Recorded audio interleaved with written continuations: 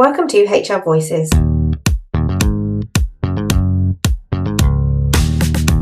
podcast for independent HR and people professionals and the businesses they support. HR Voices is brought to you by the expert team at HR Independence Limited.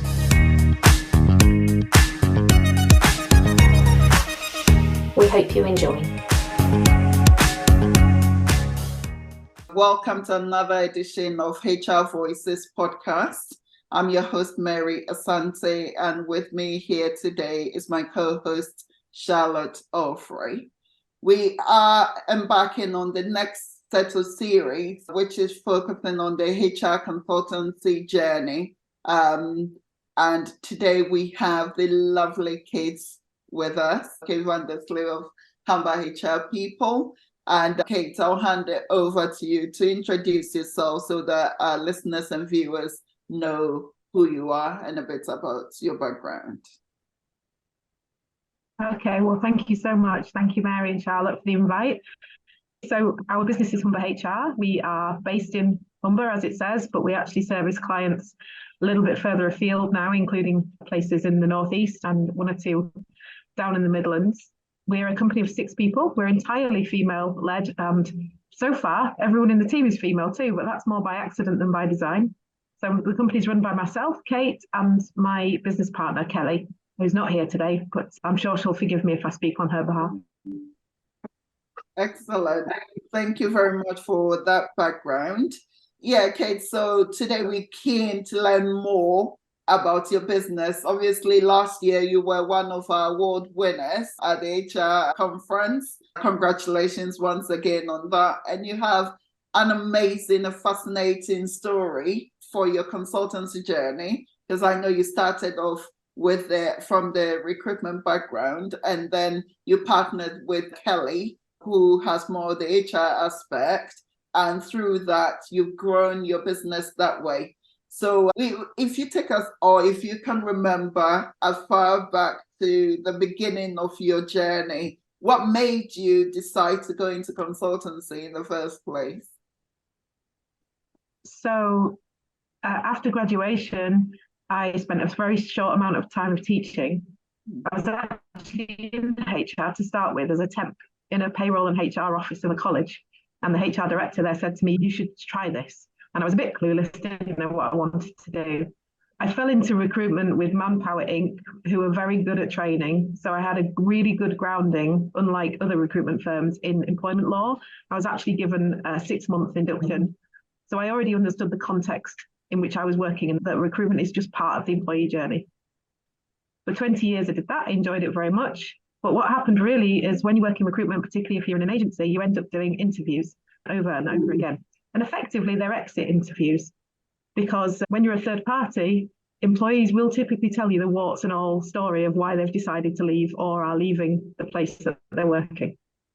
So after so many interviews, after about 19 years of doing that and listening to people who were mainly coming out of SMEs, but quite a few corporates as well, you start noticing some trends and some similar stories as to why people might want to move on.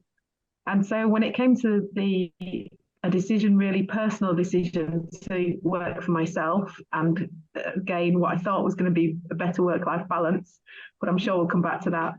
What I wanted to do was pull on the knowledge and experience I'd had of those interviews and employees and identifying those trends. A lot of SMEs don't have HR support. A lot of the issues are people orientated. So my idea really was to look at that gap in the market and hopefully create something that was a win-win. That's how it began, I guess. A bit of an idea more than anything.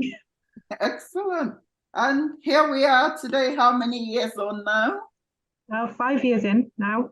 Yeah, 5 years on, and you brought that idea into life, as they say. I'm loving it and growing and employing people. So well done. Thank you. Amazing.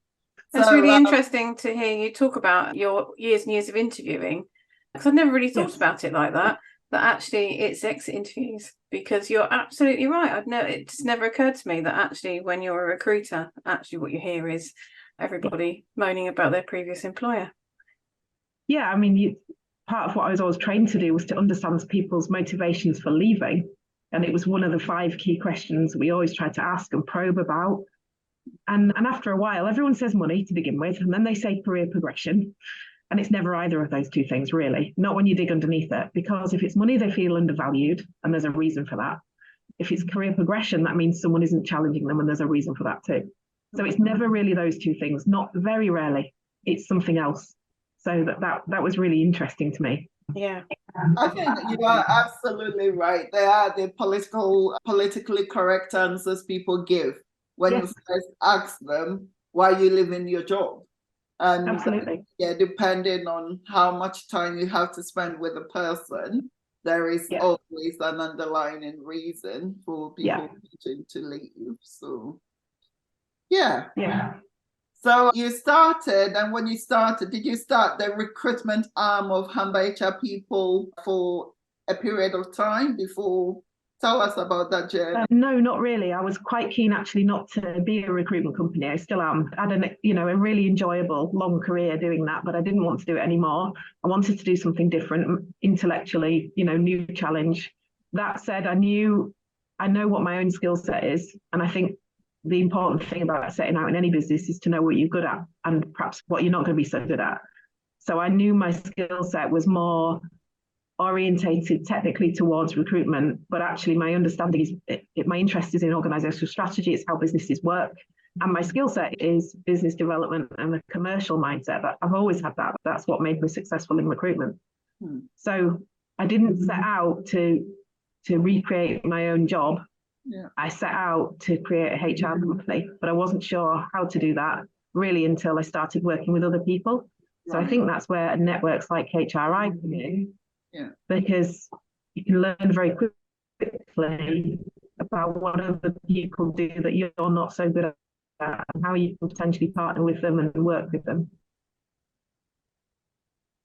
So in the beginning, I'd had one or two who were very kind to me and gave me a couple of projects that were sort of recruitment related, but not hiring people. So perhaps going in and looking at systems and processes around recruitment and offering some training on interviews for managers, that sort of thing. So really, I just started out as a consultant in its broadest sense, helping SMEs in that way. And in the beginning, there were 4 of us, actually, all freelancers. I had a colleague whose specialism is more leadership development. She's very passionate about that. She's very good at it.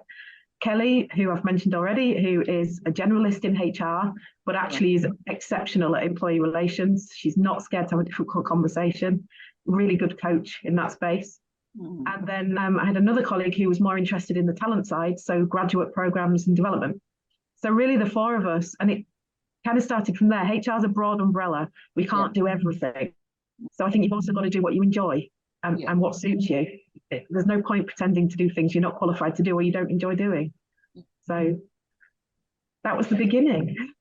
Excellent. Thank you for that. And I think you've touched on a really good point there about doing what you enjoy and no point doing what you don't enjoy doing. Because most people, when we start off on the consultancy journey, have an idea of, I'm going to have choose my own client, do the work that I want to do, choose my own hours and do all those sorts of nice things. But then the reality for most people is when you actually you start off probably more in a generalist sense, doing anything and everything that comes your way.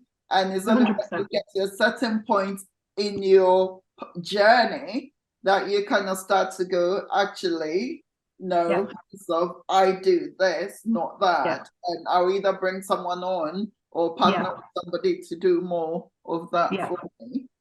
So I think that point's really good, Mary. I think the other side that I'd add to that is we want to do what we enjoy, but you also have to do what's available to you. So there's a balancing act, because I did meet at the beginning of this journey. So I mentioned my leadership development colleague, freelancer. Now, she's just fantastic at doing what she does.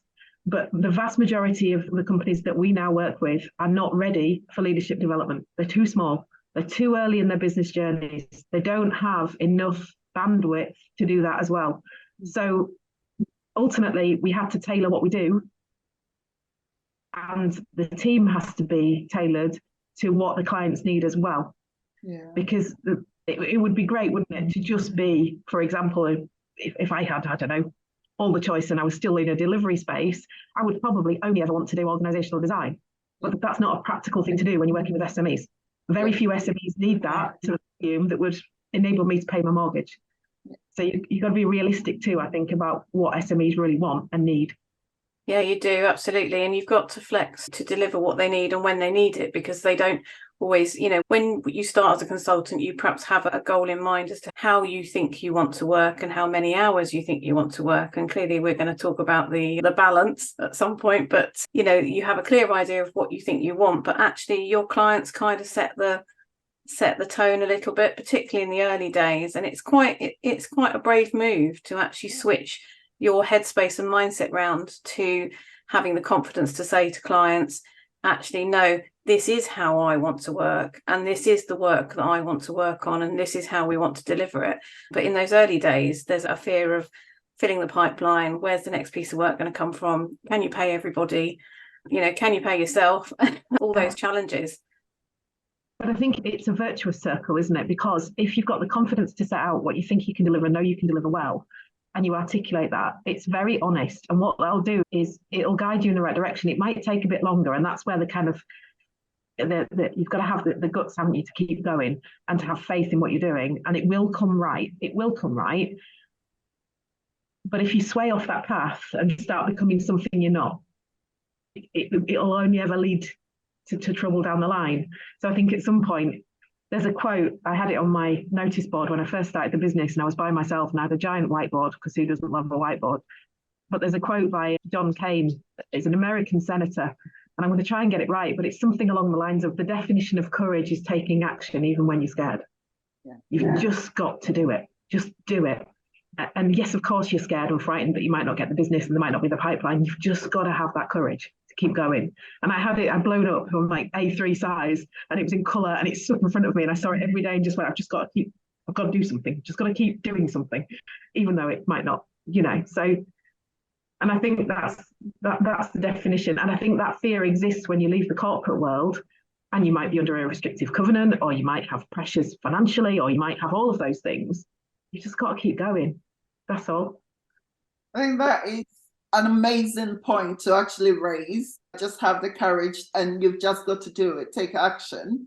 And I think the reality is, if you approach a business about your services, the worst case scenario is they say no. The best case scenario is that they engage you.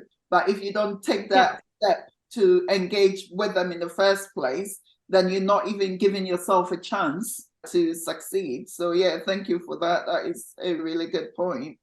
The next bit about it, which you've touched on, is the finances. When someone is starting to think about the consultancy journey, especially if they're in full-time employment or part-time or any sort of employment, unemployment effectively guarantees a set of income every so often, whether you're paid weekly, bi-weekly, monthly, or however you are paid, you are guaranteed something coming in. But when you first start, especially if you don't start with a whole set of clients on your books, you've got to really think about your finances, your financial position, your situation, and how you're going to survive, because that is very important in determining whether, okay, I'm going to stick with this, or actually I need to keep getting money in. So I may take some sort of part-time or whatever before, whilst I'm building all this up. So what will be your advice and your take from your experience from that point of view? Well, it's only my kind of view, really, but I don't think you can work full-time for someone else and build a business. You can't do both. There's only so many days in a week. So, I mean, for myself, the journey was slightly different insofar as I don't really know why, but for some unforgiven reason, I remortgaged my house and went into business and, just went for it. But actually, one of the things that happened by default is one of the connections I'd already made said to me, look, I can give you an assignment 2 days a week through your new business. So I already knew there was a residual. So rather than working for someone else, I was already working for myself effectively, but I did have that 2 or 3 days a week. And I think probably that's the stepping stone. I think it's almost impossible to do that as like a PAYE arrangement and trying to develop a business. It's easier if you're invoicing yourself through the business to start with. You're already in a mindset that you're a consultant, you're not an employee. And that's a big leap. So I think, you know, if somebody was working perhaps full-time in HR and was thinking about doing consultancy, then is there an option for you to offer yourself to your existing employer, but as a consultant? Even if you have to kind of do that in a financial way that you wouldn't, it's not the normal rates you would charge. But actually that idea, I think, of moving away from being an employee is really important. And I think also there's nothing wrong with a bit of financial pressure when you start a business. There's nothing wrong with, you know, a little bit of, actually, yeah, you do need to make money this month, you do, because it stops you doing work for free. And it's very measurable as well. You know, if you know that you've invoiced 4 clients this month and you've covered your mortgage and a car payment, and maybe you know, you can start to see the fruit of your own labour. And that's a really important thing, isn't it? I had a plan on a page, I had 1 page per month, and it had a financial goal on it. And it just went, this month, you need to make the business pay the mortgage. That's it. The other expenses can come from you 2 or 3 days a week, but this month it's got to pay the mortgage. And it really focuses your brain. It does. You're so right. I mean, I think similarly, when I started my consultancy, I had an employer. I was working as an employed consultant, and they couldn't service a piece of work, and they let me take it with me. And it was a couple of days a week for something like 2-3 months. Yeah. And it was amazing because it gave me that opportunity to switch, you know, invoice, start to get used to it, and time off to start looking for, you know, for other work. So absolutely invaluable. But yeah, I think the business development side, it sounds like you've kind of got a handle on that from your recruitment background. But for some of our, you know, members, business development and the sort of the marketing side is not their favourite piece. No, and so the building the pipeline can be quite hard. Have you got any tips or advice on that? Yeah, don't skimp on it. Don't skimp on marketing. Don't try and do it yourself. Don't do it on the cheap. It will look cheap. It won't give the impression of the quality of the work you want to do. You can't skimp on it. If it means giving it to someone else, give it to someone else. So, you know, there are plenty of great freelance marketeers out there who will perhaps help you with some branding type stuff. If you get your pricing right first with HRI's support, because you guys do a great pricing, you know, fee survey every year, don't you? But get your pricing right and get a couple of services that you know you can deliver, and then let somebody else help you with the marketing. The sales pipeline, I think, it never finishes. It's never done. It will never be done. It's just something you have to consistently do something about, whether that's 1 day a week, half a day a week. And I don't think the answer is going to be NI. But you've got to do more than that. So if it's really outside your comfort zone to be on LinkedIn, get someone to help you with it. If it's really outside your comfort zone to go networking, find a freelance networking person and pay them to go on your behalf. And, you know, I don't think, because I work now and have the privilege to work with 5 really talented HR partners, I know my skill set's different to theirs, and I couldn't do their job any more than they can do mine. So I just think it's have a plan. And I suppose the other part of this is who do you want to work with? Because I think so many consultancies set themselves up to be very generic. I'm going to work with SMEs supporting HR. Well, it's too general. Where, who, when. I think you've really got to be brave to target down. I remember when I first came up with Humber HR people as a name, somebody said to me, that's ridiculous. You can only ever work in Humber. I went, no, it just means that's where we are.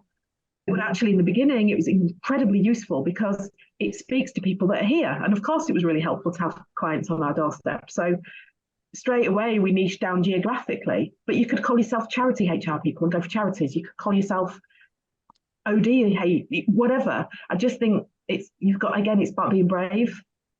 Who do you want to work with and target them? Don't go for everyone, because you spread yourself too thin and then it becomes a race to the bottom in terms of fees. That's no good. I think you've got a value, you've got a niche. If you come from manufacturing, maybe your specialism is manufacturing. If you come from, I don't know, construction, maybe your specialism is to provide HR to construction firms. Yeah, but it's going back to the idea of knowing your strengths, isn't it? It's playing to your strengths and what you know.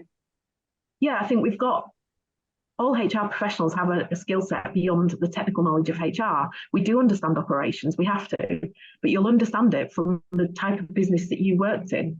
Kelly, that I mentioned, my business partner, spent a long time within the retail and hospitality.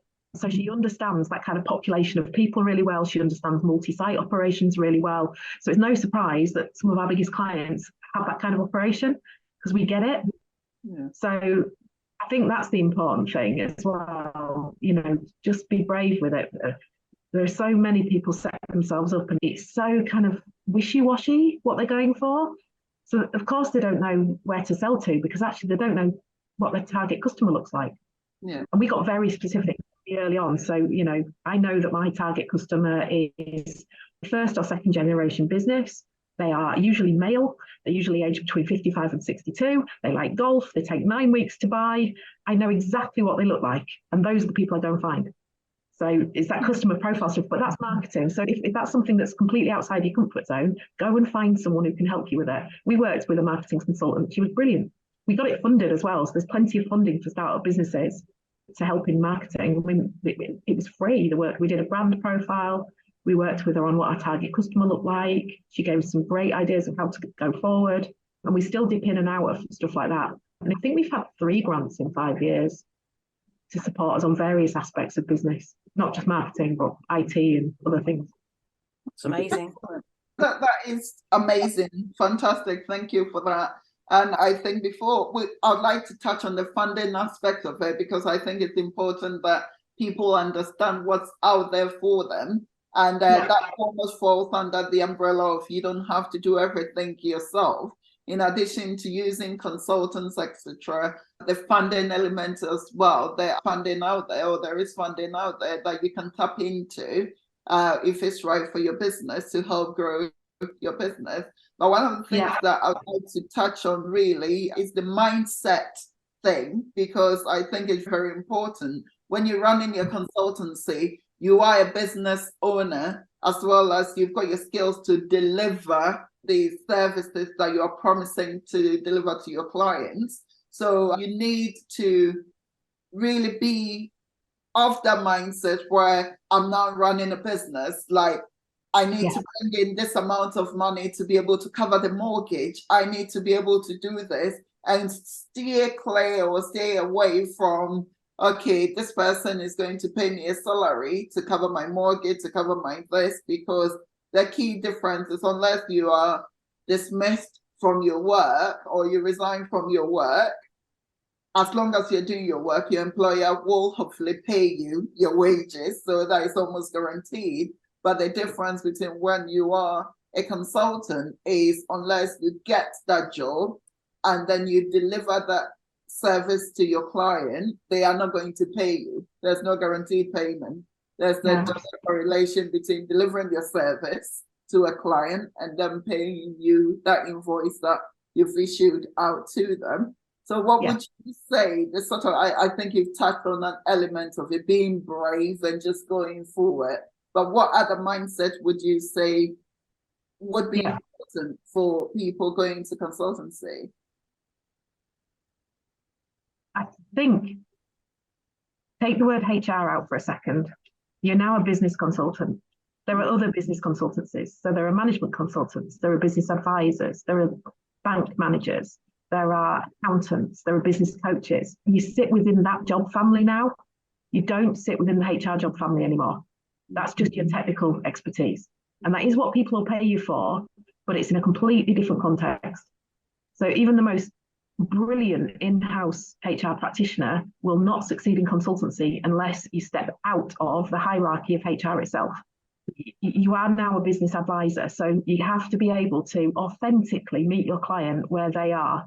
You have to be able to sit around their board table as a partner, as an equal, not look for them for the time plans, don't look for them for the steer, don't look for them for the budget approval. They don't know. That's why you're there. You're there to give advice as a support. So your language changes. So in-house, if I was just sitting around the board table and we were discussing an idea, I might say something like, well, I think that, or my opinion is this. As a consultant, you sit around the same board table in the same meeting, but you go, I suggest that we move forward in this way. So it's a subtle change, but it's a change. Your language, your approach changes. You go, this is a business. I'm going to treat your business, Mr. Customer, as if it was mine. And so I believe that this is the right direction, and this is why, as long as it's authentic, of course. So I don't think you can suddenly start marketing yourself as someone who's run a multi-million-pound business if you've never done that. But what you can do is be really honest about that and go, right, look, this is what I know, where I'm coming from, but this is what I'm seeing. Because that's what they're paying for. They're paying for a fresh pair of eyes. They're paying for an external voice. They're looking for that. So you don't need to pretend to be anything you're not, but you absolutely have to step into that space of being an advisor now. And it's really apparent, isn't it, actually, that how much more the commercial sort of perspective that you can bring is important, not just the HR piece. Yes, I mean, I still get asked questions, who does HR work for? Do we work for the business or the employee? And that's because we know, as within the profession, of course we know, but that doesn't mean that small business owners know. And if they've had an experience as an employee with HR, that will shape what they think you're there to do. And if they have an experience in a business with a more aggressive HR team, that's what they'll think. So it's really important that at the outset you go, right, I'm here to work for the business. I'm employed by the business. I'm here as a board member. I'm here to advise and support and let us all get to these goals and reach these business objectives, and it's going to be great. But actually, let's also be clear that I'm also here as your Jiminy Cricket, and I'm going to call it out when it's illegal or when I don't think it's right. And that's what you're paying me to do. So sometimes we're not going to get on, and that's all right. Absolutely. So, yeah. I always say to clients that if I side with you all the time, I'll be doing you a disservice. And it's that element of, look, if something isn't right or doesn't comply with employment law or anything like that, then you need to have the conviction to be able to point it out to them. It's not quite simply because, they are my biggest client, they pay my bill. So you go yes to everything, even when you know it's not the right thing. So it's, quite important that yourself. Like you said, that's why they are hiring you in the first place. You are the expert in the room, but to be able to say to them that actually, no, you shouldn't, or my advice, my suggestion is that you don't do it this way, you do it that way. It doesn't mean that clients always listen, of course. Some clients would still go on and do whatever they want to do. But at least the time might not be right, mightn't it, Mary? I mean, sometimes you can give the advice and it's right, but the time isn't right for them. Then they haven't hit, it's not painful enough, or they haven't hit a point in the business journey where they're going to need the thing that is right for them to need. So sometimes, just like in-house, we've got to put it on ice and revisit it. And sometimes you just got to accept that they're never going to get there, and that's all right too. As long as it's not hurting anyone. It might not be ideal, but we've got to get there. And I think you've got to, I remember doing the values piece with the marketing consultant. We think we know this, don't you, until you do it. One of ours that came out was in commerciality, and one of ours that came out was integrity. But it's really important which way round you put those, isn't it? Because which one comes first? And it's always integrity. So you've got to say the right thing, and you've got to say the difficult thing. You can do it in a commercial way, but you've got to say it, because that's what we're there to do. And it might fall on deaf ears, but that's all right, because our job's to say it.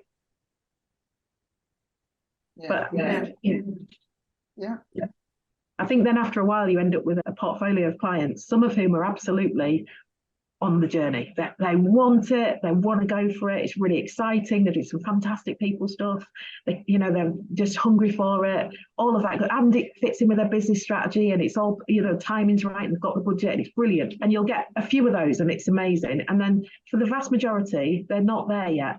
The vast majority, some of them just want you to keep them out of court. Well, they just want troubleshooting, don't they? As you say, they just want to keep on an even keel. Yeah.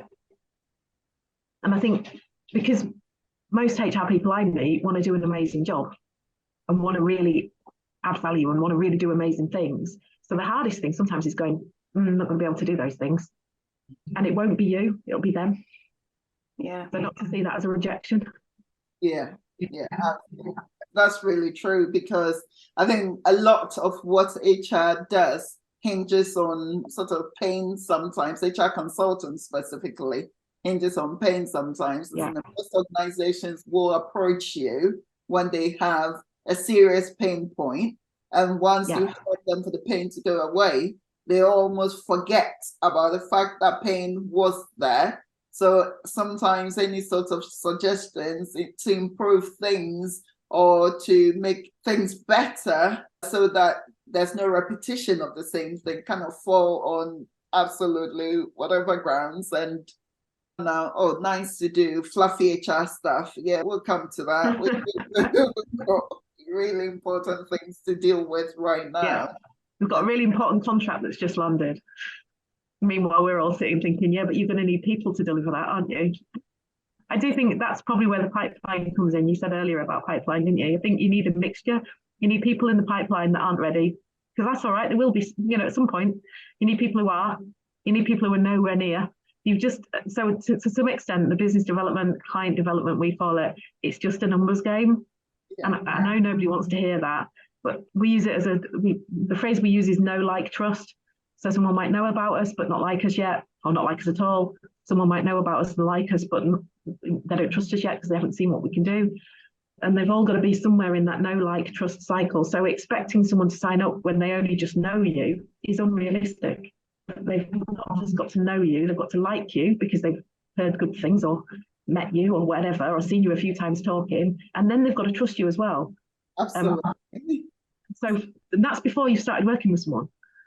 So that's all got to keep, and that's why the activity is so important. But there's lots of ways to do it.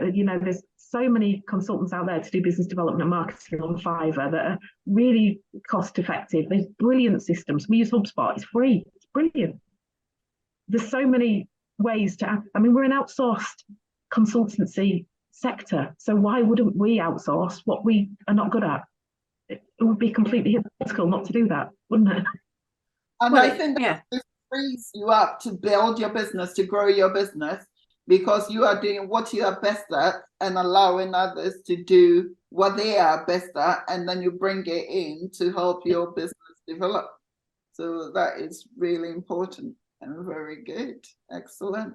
So let's do it then. Let's talk about the hustle, the juggle, the work-life balance piece, because it's always an interesting part of the conversation. In my experience, I did this to work flexibly and probably work harder, faster and longer than I've ever worked. What's your experience, Kate? Yeah, I think you took the words out of my mouth. So I decided to resign from a corporate job, if you like, because I wanted a better work-life balance. Kids, my mum at the time needed a lot of support. And I guess in the beginning, when you're not very busy, you do get that for the first few months because you've got any clients, right? So, but that's where it's really important to have the discipline to go to the office every day and do something, because if you don't, it's never going to grow. And then it gets busy, doesn't it? And I think the journey for us was that I was delivering and Kelly was delivering, because there were only two of us, and we outsourced a little bit to some freelance associates as well. And then you get so busy you can't business develop because you're busy delivering. So then somehow you've got to claw that back and find space to keep that pipeline going, because when your project ends, you need another one. So there was all of that. So there's definitely a year where it was just, like you said, juggling. Typically starting work, I'm a night owl and Kelly's an early bird. So we used to make a joke that there was only about 3 hours in the day when one of us wasn't online. So I would finish at 1 a.m. She would start at 5. We would both work around the kids, go and pick them up from school, get back online in the evening. That's just reality, isn't it? Not great. Somewhere in this, and it's not sustainable. That's the other thing. So I think if you then, at some point, you're going to have to make a decision to either secure 2, 3, 4, 5, 6 clients for yourself and you deliver and make that work for your lifestyle somehow, or you make a decision to stop delivering and you're going to have to employ people and pay them, and therefore claw back time for yourself to do the running of the business stuff, because otherwise you're going to break. And that's that crossroads moment, isn't it? That's where a lot of people get to. That's the crossroads. Do you carry on doing what you're doing? Do you scale it back and just hold on to a few and have the work-life balance you want? Or, do you grow your business and look at how you can do that? And you've chosen to do that in a combination, obviously, but I think the majority is through employed team members. Yeah, our experience with freelance associates was a mixed bag. Some people are brilliant and you're value aligned and it's great, but that's few and far between in my experience. There's also the costing element. If you're farming work out to associates, you're probably not making a lot of money from giving that work away. So then you're going to have to find double the amount of work to maybe get 120% of the income, not double the income. So it's a really difficult model to work financially as well, I think. Ultimately, because the way that Kelly and I were delivering was working. So we had a model that we knew worked really well. And it took us 3 years. We took every project plan for every client that we'd done in 3 years and put them across a dining room table. And we thought what we did was different, bespoke for every client. It's not. We follow the same model over and over again. So really, once we'd figured that out, then you realize you can scale it, because you can make it into something that other people delivering with their own flair. It's not about me being a mini me, but they can follow the same process and it works, and then we can sell it. So that was the decision. And I think we were lucky enough maybe to have the balance of skills we've got in the team between Kelly and I, that she does very well in that delivery space and now overseeing our client delivery, and I do really well in the other space. So we were lucky we could make it work. I think that's very important. To do still.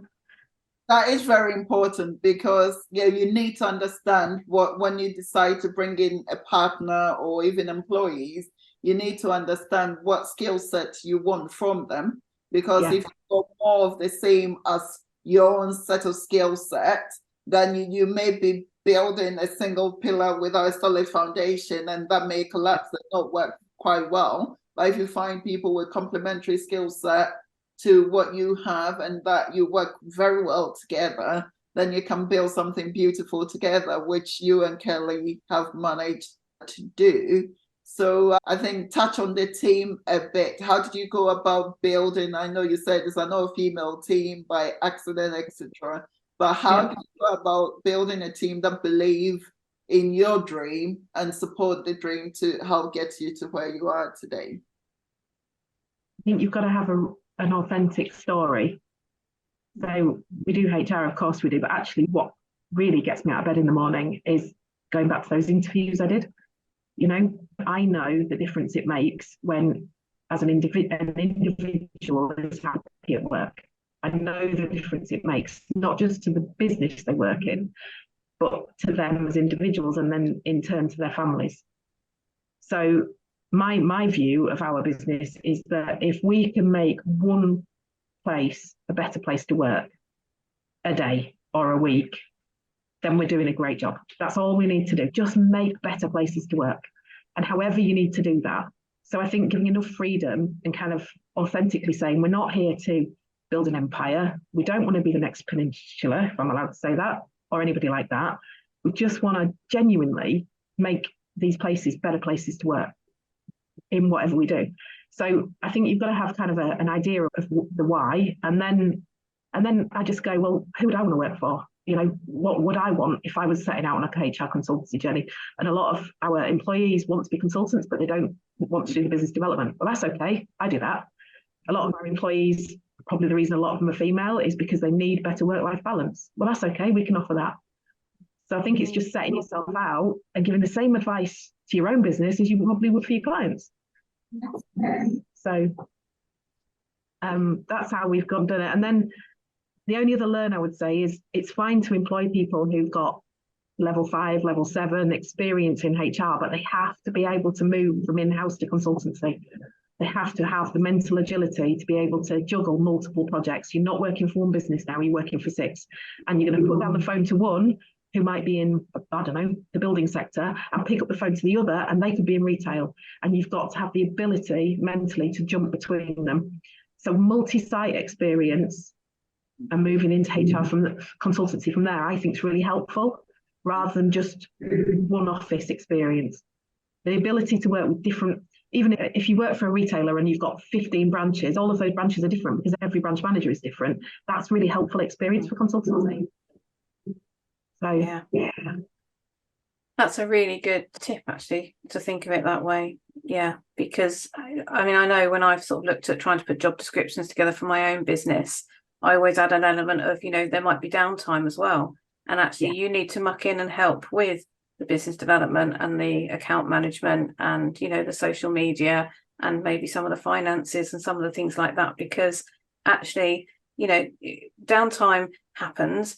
It's not a bad thing, but it gives us time to get on and do other stuff. We have to ride the highs and the lows. No, I think that's definitely true, especially at this time of year. It's a funny time of year, June and July and August, isn't it? So, but I think maybe it comes back to the confidence piece of going, it will come right. Just keep doing what you're doing. It will come right. It's a mountain range. It's not a straight line. It's the journey, not the destination. Yeah. Well, I'm really enjoying talking to you, and we can go on for a long time, but I think we are coming to the end of this particular episode, and I would like you to share, let's say, your top tips for anybody going into consultants and actually focus on someone who may have started but thinking about growing their business as well. What would be your top tips for them? Okay, so I think it's probably 5 things that we've already touched on. So number 1 would be know who you want to work for, really understand your pricing and who you want to do that work for. So to have an idea of what good looks like. The second would be see HR through your client's eyes. And if you need to, drop the phrase HR completely. Talk about people, talk about culture, talk about productivity, talk about engagement, but don't say HR, because they may well have already a vision of what that means, and it's not going to help you. Third is what I said when we said about marketing and sales, don't skimp on marketing. For every pound of marketing you put into the business, you will get it back in triplicate, but you don't cut your marketing budget. Work from home, work from a garage, work from a coffee shop. Don't worry about an office. Just don't skimp on marketing, and go for grants if you can, because there's loads out there. And then I think the last one would probably be just that courage piece. Just set out where you want to go and go for it. Don't stop. Don't ping pong between employment and consultancy. If you're going to be a consultant, keep being a consultant, because you won't learn the lessons to be successful. Thank you.